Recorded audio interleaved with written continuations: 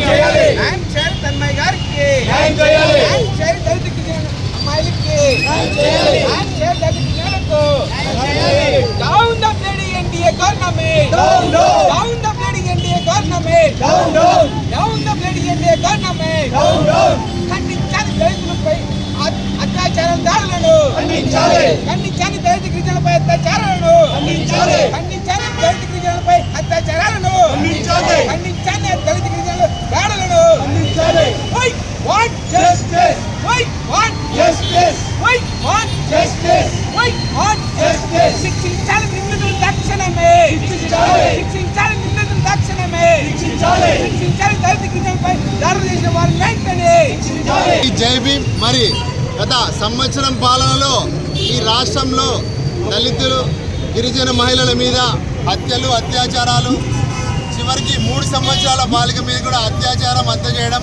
ఇది అత్యంత దారుణమైన అంశం. మరి ఇక్కడ అనంతపురం జిల్లాలో కూడా ఉత్తరప్రదేశ్ని తలపించే రీతిలో 2 సంవత్సరాలుగా 14 మంది మదమెక్కిన కొవ్వెక్కిన కొంతమంది దుండగులు మాదిరి వాళ్ళని భావిస్తున్నాం. మరి 2 సంవత్సరాలుగా అత్యాచారం చేసి ఈరోజు ఆ అమ్మాయిని 8 నెలల గర్భవతిని దాల్చారు. మరి ఇలాంటి వారిని అరెస్ట్ చేసి ఒక చట్టంలో లోపలికి తీసుకెళ్తే మరి వాళ్ళు వచ్చిన తర్వాత సమాజంలో ఎలా బతుకుతారు? కాబట్టి ఈ తన్మయ విషయంలో కూడా మరి ప్రేమ పేరుతో ఆ పెళ్ళైన యువకుడు 4 సంవత్సరాలుగా ఉన్నటువంటి భార్యను వదిలిపెట్టి 3 నెలల నుంచి ప్రేమ పేరుతో వేధించి ఒక లాడ్జిలో దాచిపెట్టేసి మరి ఆ అమ్మాయిని తీసుకెళ్లి చంపడం అత్యంత దారుణం. ఇలాంటి వారి మీద ఈ ప్రభుత్వము ఎన్డీఏ ప్రభుత్వం కానీ మరి స్పెషల్ ఫోర్స్ టీమ్ని ఏర్పాటు చేయాలి.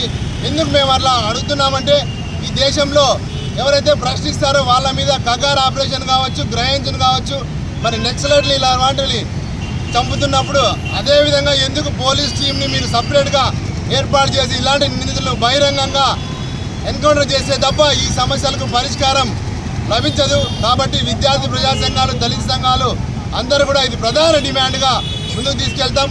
మరి 18వ జరిగేటువంటి ర్యాలీ కూడా ప్రతి ఒక్కరు కూడా ప్రజలు, స్వచ్ఛంద సంస్థలు, మహిళలు కూడా పాల్గొనాలి.